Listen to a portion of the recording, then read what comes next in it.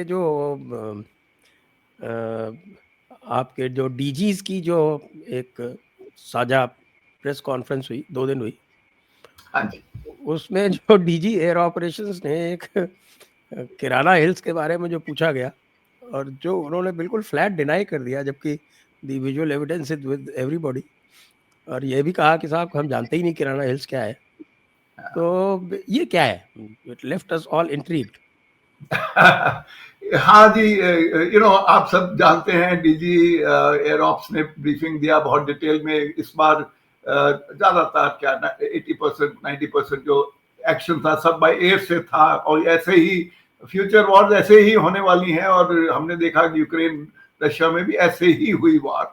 मगर सवाल जो आपने किया कि एक मल्टीपल लार्ज इतनी स्ट्राइक्स के अंदर एक किराना हिल भी सुना कि एक टारगेट बना, मगर हमने वो ब्रीफिंग भी सुनी डीजी एयर ऑप्स की कि कोई ऐसा किराना हिल जैसी जगह को हम जानते तक नहीं है, हालांकि हम सब जानते हैं कि उसमें क्या है।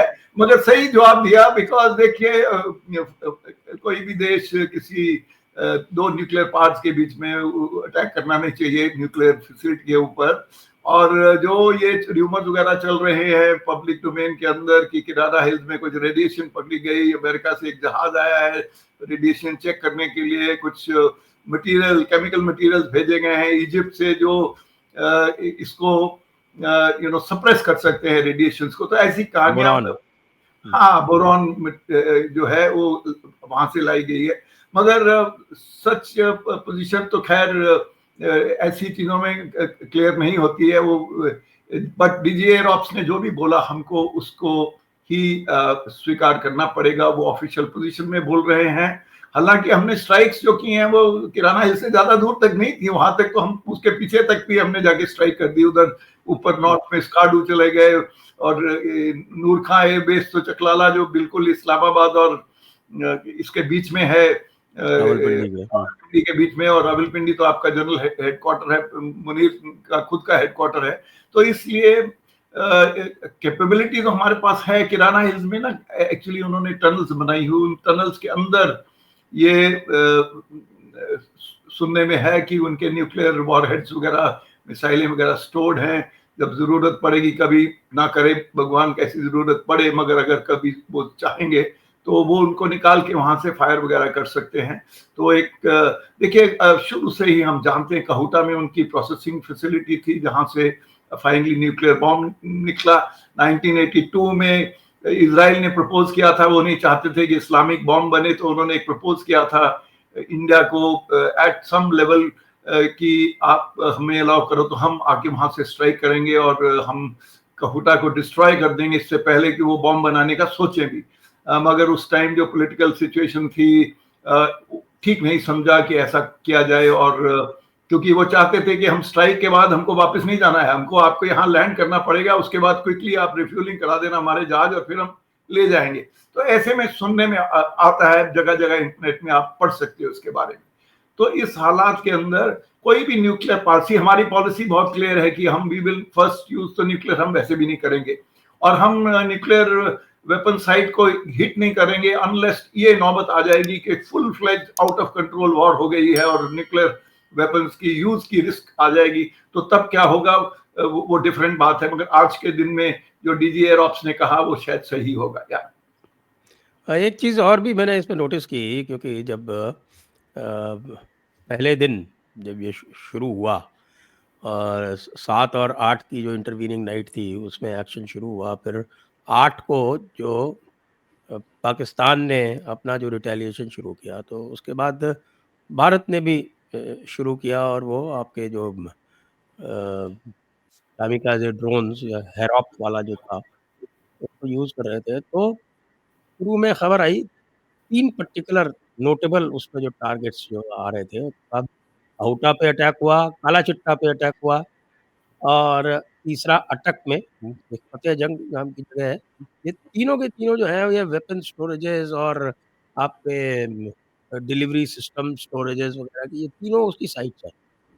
और ये न्यूज़ चैनल्स जो है इसको काफ़ी हाईलाइट कर रही थी लगभग 2-3 घंटे तक। उसके बाद ये गायब हो गया, it just went missing.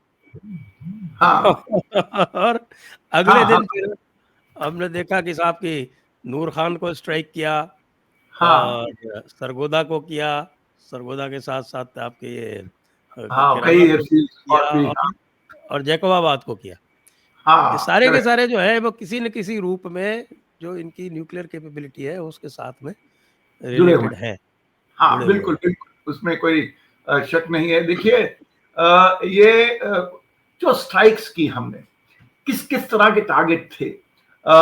Airfields तो टारगेट थी, हैंगर्स थे और एयर डिफेंस सिस्टम थे।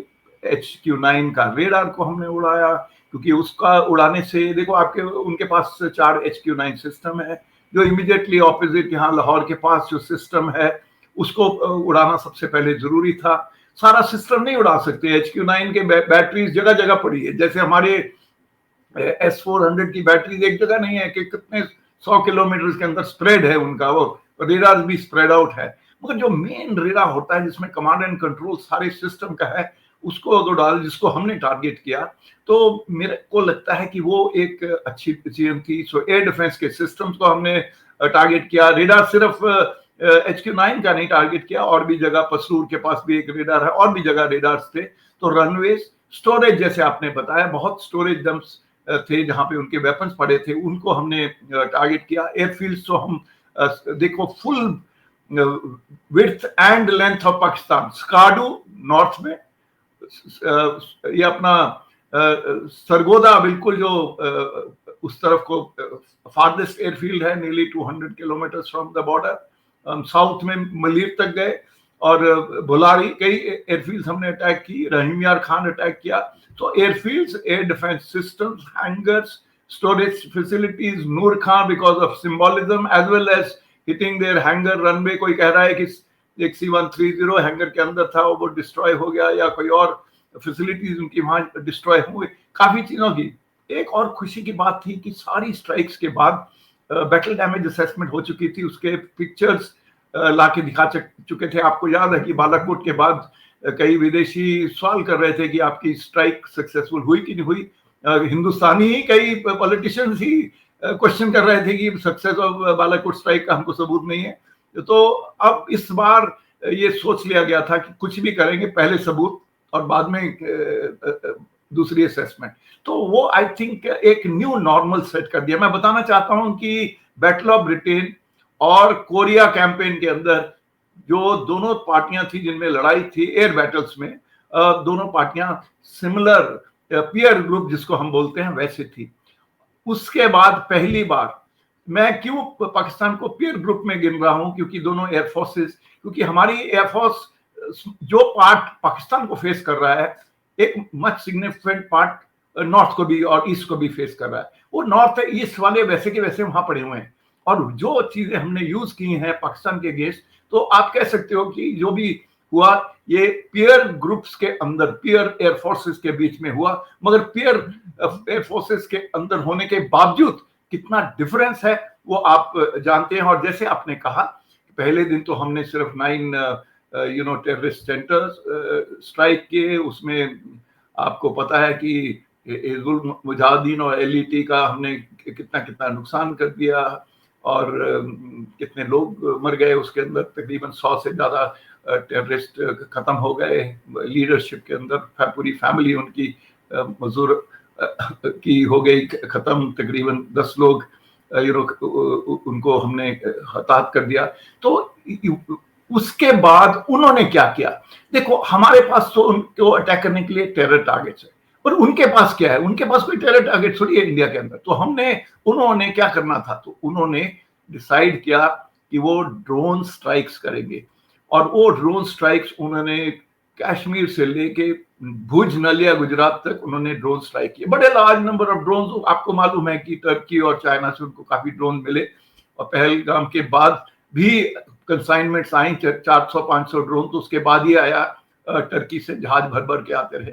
सो उन्होंने जो स्ट्राइक्स की उसमें कुछ क्रूज मिसाइल्स भी थी, मगर कोई भी डैमेज नहीं हो पाया। उन्होंने कहा हमने सिरसा की एयरफील्ड को तबाह कर दिया है, हमने सिरसा की फोटोज उसी दिन टाइम स्टैम्प फोटो दिखा दी। उन्होंने कहा कि हमने S-400 आदमपुर में डिस्ट्रॉय कर दिया, हमारे प्राइम मिनिस्टर खुद ही S-400 के साथ वो खुद ही पहुंच किया गया। उन्होंने। और देखो, एक prime minister of the country जब अभी सीजफायर टेम्परेरी पॉज पे है, ना कि कोई लड़ाई खत्म हुई है, कि प्राइम मिनिस्टर ऑफ इंडिया जाके आदमपुर में एक ऐसी बेस जो इतनी नजदीक है बॉर्डर से, अगर वो फिर कोई स्कर्मिश शुरू करना चाहे तो वो आदमपुर को अटैक कर सकते हैं। तो कितना कॉन्फिडेंस है हमारे एयर डिफेंस सिस्टम पे कि प्राइम मिनिस्टर ऑफ इंडिया वो जाते हैं आदमपुर में और कितना टाइम स्पेंड करते हैं, और खुले आम और धड़ाधड़ फोटोज और ट्वीटिंग हो रही है वहां से। तो मतलब इतनी ओपननेस के साथ, कॉन्फिडेंस के साथ वो गए। तो डिस्पैरिटी जो है उनके अटैक वीजा भी, जो हमने जितने टारगेट्स को हमने अटैक किया, खुल के अटैक किया, डीप जाके कर किया, प्रिसीजन के साथ किया, स्पीड के साथ किया, एक्यूरेसी हाई थी, सारा कुछ जो सारे एयर पावर के टेनेंट्स हैं हमने उसको मद्देनजर रखते हुए सारी चीजें अचीव की। और जो क्वालिटी ऑफ वेपन्स हमारे हैं, चाहे जैसे आपने बोला ये हैरोप वेपन है जो इजरायली लार्ज क्वांटिटीज में है, बट आप क्वेश्चन नहीं मालूम कि उससे मच मोर हमने ब्रह्मोस यूज की। ब्रह्मोस हमारी अपनी मिसाइल है और ब्रह्मोस के नंबर्स हमारे पास बहुत लार्ज नंबर है, खुद प्रोड्यूस कर रहे हैं, तीनों सर्विसेज के पास ब्रह्मोस बहुत ज्यादा। तो इसलिए ब्रह्मोस का भी बहुत हुआ। और एक और सिस्टम जो इंडियन मेड है, स्काई स्ट्राइकर, जो बैंगलोर बेस्ड एक कंपनी है, ये अदानी की कंपनी है, और इन्होंने भी जो इंडियन आर्मी के पास स्काई स्ट्राइकर ड्रोन्स हैं वो यूज किए to hit targets in PoK. So इसलिए बहुत ही डिफरेंशियल है the type of strikes we have done आपस में जो हमारे दोनों तरफ से। हाँ जी।